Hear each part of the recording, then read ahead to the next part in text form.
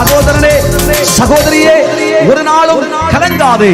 நீ போகும் பாதையிலே கர்த்தர் உன்னோடு கூடவே வருவார். நீ செய்யும் தொழிலிலே கர்த்தர் உன்னோடு கூட இருப்பார். தேவனுடைய பிள்ளையை கர்த்தர் உன்னோடு கூட இருப்பதினால் அக்கினியின் உக்கிரத்தை அவித்து போடுவார். 7 மடங்கு நெருப்பு மூட்டப்பட்ட அக்கினி சூளையாய் இருந்தாலும் உன் தலைமயிர் ஒன்றும் கருகி போவதில்லை. கர்த்தர் உன்னோடு கூட இருப்பதினால் சிங்கத்தின் வாய்கள் கட்டப்படும். சிங்க செவி உனக்கு சமாதானத்தின் அறையாக மாறும்.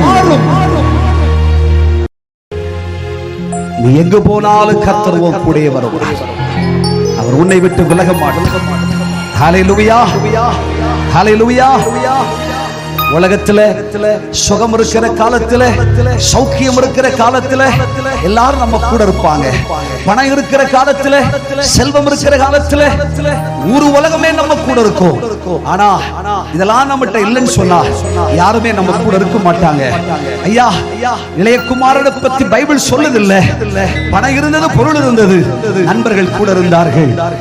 எல்லாம் போச்சு, எல்லாரும் விட்டுட்டு போயிட்டாங்க.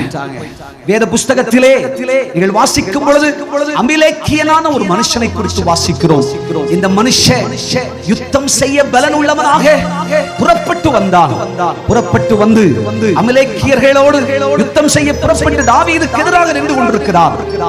யுத்தத்திற்கு போகும் பொழுது வழியிலே பலவீனப்பட்டு போகிறார். பைபிள் இருக்குது, பலவீனப்பட்டு போனார். 1 சாமுவேல் புஸ்தகத்துல நீங்க வீட்டுல போய் படிங்க. 30ஆம் அதிகாரம் 12-13 வசனத்தில் வாசிக்கும் பொழுது புறப்பட்டவன் விடாய்த்தான், பலன் இழந்தான். பைபிள் சொல்கிறது அவன் தளபதி அவனை விட்டு போய்விட்டான். இவன் வழியிலே கிடக்கிறான்.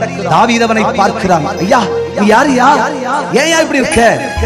தாவீதோட சொல்றான், ஐயா, நான் பலனோட சுகத்தோடு யுத்தத்துக்கு வரும் பொழுது என்னை எல்லாரும் யுத்தத்திலே நின்று ஜெயிப்பவன் என்று நிறுத்தி இருந்தார்கள். வியாதி கண்டு கீழே விழுந்து விட்டேன், பலவீனம் வந்து விட்டது ஐயா, அடிபட்டு விழுந்துட்டேன் ஐயா. இப்பொழுது என்னை பார்க்க எவருமே இல்லை, நான் ஒரு அமிலேக்கியன் என்று சொன்னார்.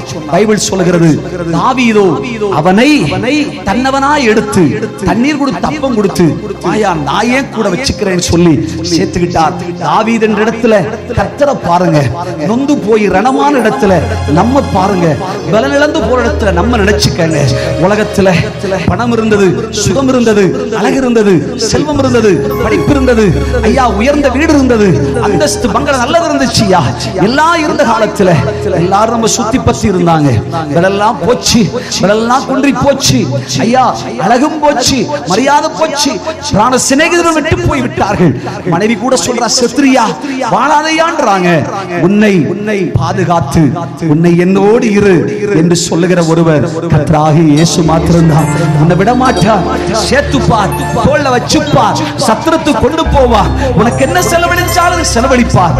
அவர் வரும் வரைக்கும் உன்னை காத்துக் கொள்வார். தேவனுடைய பிள்ளையே, கர்த்தரை நம்பி வந்திருக்கிற தேவனுடைய ஜனமே, அவரோடு இருக்கிற உனக்கு ஒரு பெரிய பாக்கியம் உண்டு.